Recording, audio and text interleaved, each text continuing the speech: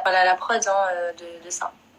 Ouais. Tu te doutes bien que si j'en avais parlé déjà il y a 2 ans avec Samdira lors d'une interview, tu te doutes bien que j'en avais déjà parlé déjà à mes employeurs. Et j'ai même refusé des tournages parce qu'il était sur place et que ça me choque encore aujourd'hui qu'il fasse des émissions de télé.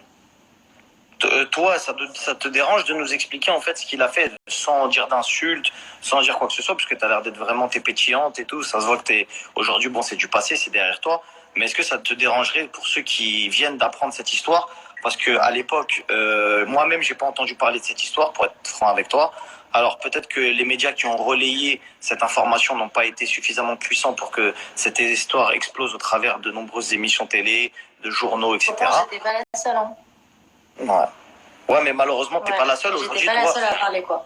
Ouais, aujourd'hui, Natania, toi, t'es quelqu'un de connu, donc je pense que t'es un minimum crédible. T'as un compte Instagram certifié, ce qui prouve que t'as quand même un minimum de bagage en télé, que aujourd'hui t'as la tête sur les épaules, t'es adulte, etc.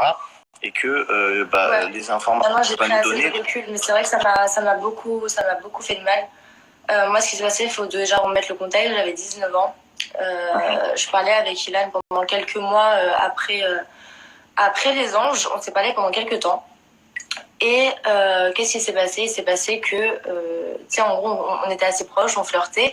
Mais c'est vrai que, tu sais, déjà, je venais de rentrer dans ce milieu, j'avais encore mon attachement pour mon ex, j'étais encore amoureuse. Je lui avais dit d'ailleurs que j'étais encore amoureuse de mon copain, enfin de mon ex, et que je me voyais pas du tout. Je me voyais pas avoir une relation de couple avec Ilan. J'avais pas envie qu'on couche ensemble, déjà, pour commencer. Et je lui avais déjà dit plusieurs fois. Et ce jour-là, en gros, la veille, il avait rencontré mon grand frère par concours de circonstances, parce qu'on est sortis au même endroit. Mon grand frère lui a mis un coup de pression. Il lui a fait comprendre que, il fallait pas qu'il y ait de tentative de quoi que ce soit. Ce soir-là, Ilan n'a absolument rien tenté, donc voilà, il ne s'est rien passé. Jusqu'au lendemain matin, où il avait ses envies.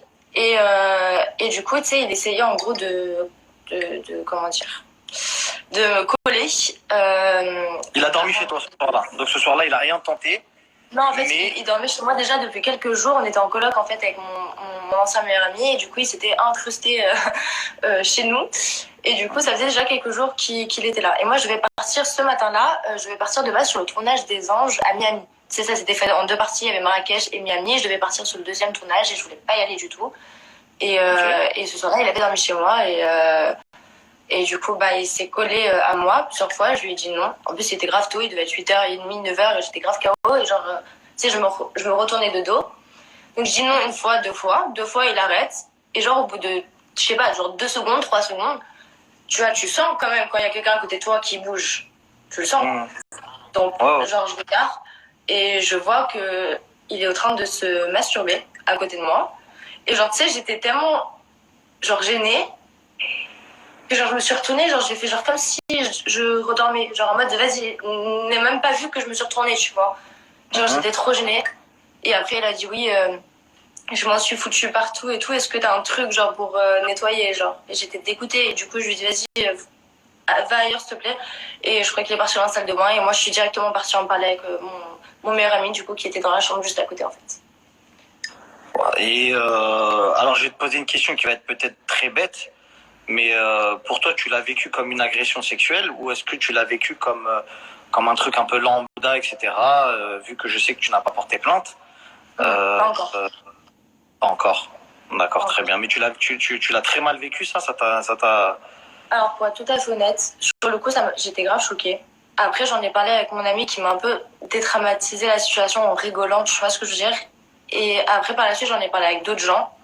D'autres gens qui étaient d'ailleurs avec moi sur le tournage de Miami parce que Ilan a tout fait pour me suivre à Miami et ça s'est très mal passé une fois là-bas et du coup je me devais un peu, comme j'étais pas très agréable, je me suis un peu justifiée envers d'autres gens qui avaient fait la saison avec moi pour leur expliquer pourquoi j'étais comme ça et donc c'est vrai que c'est resté dans ma tête, c'est-à-dire j'arrêtais pas d'y penser, je sais pas comment t'expliquer, mais c'est vrai que face à lui je lui ai pas montré que j'étais traumatisée, j'avais pas envie de lui montrer que ça m'avait choquée. De toutes les manières, c'est pas un comportement qui est tolérable. Hein. On n'a pas à faire ce genre d'agissement. Non, et surtout qu'après, c'est parti encore plus loin. Dès que j'ai commencé à parler de cette histoire, c'est vraiment après que je me suis rendu compte que ça pouvait être très dur mentalement. Tu vois, il peut aller très très loin dans son délire, et tout ça pour ne pas assumer quelque chose, il peut aller très très loin. Alors, je vais t'expliquer, t'es pas la seule qui m'a fait des témoignages. Le truc, c'est que je veux pas être de mauvaise foi et être trop à charge sur Ilan, parce que du coup, des fois, il y a des manques de il y a vraiment des manques de preuves, etc. Il y a certains témoins qui me colportent des informations, qui me font des notes vocales, qui m'expliquent toute une histoire qui a l'air 100% crédible, etc. Mais le fait de les diffuser sans preuve, ça reste quand même de la diffamation. En tout cas, ça peut être. Voilà, explique-moi, quand tu es par exemple dans une pièce seule avec un mec et qu'il se passe des choses, qu'est-ce que tu dois faire?